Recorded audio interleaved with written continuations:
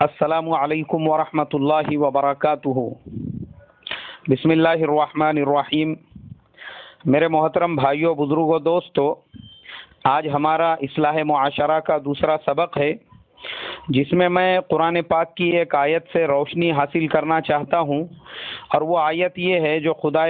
تبارک و تعالی نے چوتھے پارے میں نازل فرمائی ہے، کنتم خیر امۃ اخرجت للناس تأمرون بالمعروف وتنہون عن المنکر۔ اس آیت میں اللہ تبارک و تعالی نے اس امت محمدیہ کی تعریف فرمائی ہے، اور یہ کہا ہے کہ اے امت محمدیہ، تم دنیا کی سب سے بہترین امت ہو۔ اور بہترین امت کا جو خطاب ہم کو دیا گیا ہے، اس کا ریزن کیا ہے؟ اس کا ریزن بھی خود اللہ تبارک و تعالی نے آگے بیان کیا، اور کہا کہ تم لوگوں میں سب سے اچھی جو صفت ہے، جو پہلی امتوں میں نہیں تھی، وہ یہ ہے کہ تم لوگوں کو اچھی باتوں کا حکم دیتے ہو اور بری باتوں سے روکتے ہو۔ اس آیت کا مطلب کیا ہے؟ اس آیت کا مطلب یہ ہے کہ مسلمان صرف اپنے پیٹ کی نہیں سوچتا، وہ صرف اپنی نہیں سوچتا کہ میں کیسے ترقی کروں، میرا گھر کیسے کامیاب ہو جائے، میرے بچے کیسے کامیاب ہو جائے، بلکہ وہ اپنے ساتھ ساتھ پورے امت کی بھلائی سوچتا ہے۔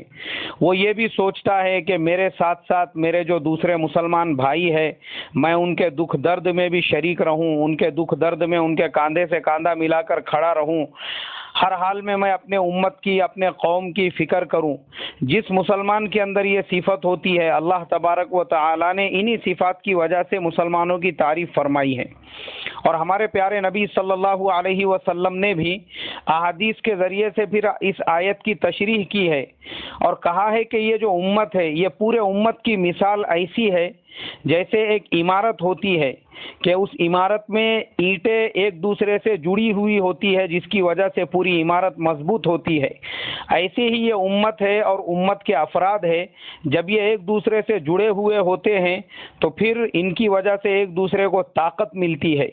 اور دوسری روایت میں یہ فرمایا ہے کہ اس پورے امت کی مثال ایسی ہے جیسے انسان کا مکمل جسم ہوتا ہے، ہول باڈی جیسی ہوتی ہے، کہ ہول باڈی کے اندر کسی ایک پارٹ کے اوپر اگر کانٹا چبھ جاوے، کہیں پہ تکلیف ہو، تو پورے کے پورے جسم کو درد محسوس ہوتا ہے، پورے کے پورے جسم میں، پورے کے پورے باڈی میں پین فیل ہوتا ہے۔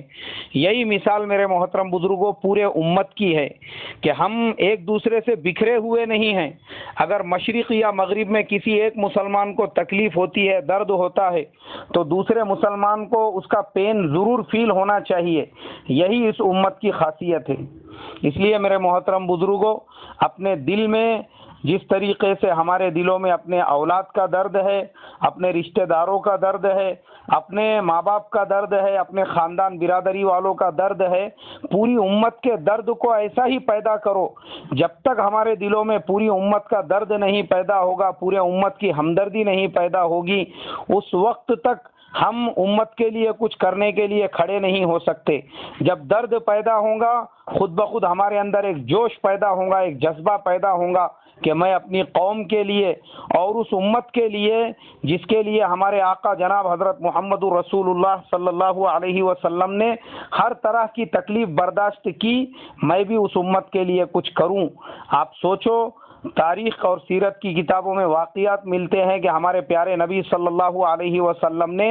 اپنی اولاد کی اتنی فکر نہیں کی جتنی آپ صلی اللہ علیہ وسلم نے امت کی فکر کی، کہ آپ صلی اللہ علیہ وسلم کے پاس ایک غزوے سے غنیمت کا مال آیا، تو آپ کے جو پیارے نواسے تھے حضرت امام حسن اور امام حسین رضی اللہ عنہما، وہ ان کے پاس میں کپڑے نہیں تھے پہننے کے لیے، مگر آپ صلی اللہ علیہ وسلم نے غنیمت کے مال کے وہ سارے کپڑے یتیموں، بیواؤں، بے کسوں میں تقسیم کر دیے اور اپنے نواسوں کو محروم رکھا۔ پھر ایک روایت میں ملتا ہے حضرت فاطمہ رضی اللہ تعالی عنہا گئی اور کہا کہ حضور مجھے غلام دے دو تاکہ وہ ہمارے گھر کا کام کر سکے، اس لیے کہ پانی کھینچنے کی وجہ سے میرے ہاتھوں میں چھالے آ گئے ہیں، میرے پیروں میں گٹے پڑ گئے ہیں، اور میری گردن کے پاس میں رسی کھینچنے کی وجہ سے نشان پڑ گیا ہے، اور اونٹوں کو گٹلیاں کوٹنے کی وجہ سے میرے کپڑے ہمیشہ میلے رہتے ہیں۔ اگر ایک غلام، ایک خادم مل جائے گا، وہ ہمارے گھر کے سارے کام کر لیا کرے گا، تو مجھے سہولت اور آسانی رہیں گی، مگر قربان جاؤں ہمارے آقا صلی اللہ علیہ وسلم پر اپنی بیٹی حضرت فاطمہ سے کہا کہ بیٹی فجر کے بعد اور عصر کے بعد 33 مرتبہ سبحان اللہ، 33 مرتبہ الحمدللہ اور 34 مرتبہ اللہ اکبر پڑھ لیا کر۔ یہ غلام اور یہ خادم یہ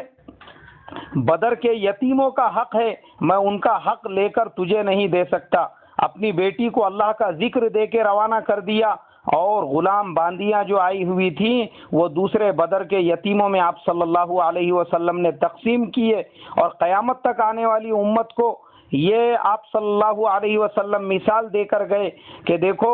جب تک تمہارے دلوں کے اندر اپنے گھر والوں سے زیادہ امت کا درد نہیں پیدا ہوگا اس وقت تک تم امت کے لیے کچھ نہیں کر سکتے۔ اس لیے میرے محترم بزرگوں دوستو،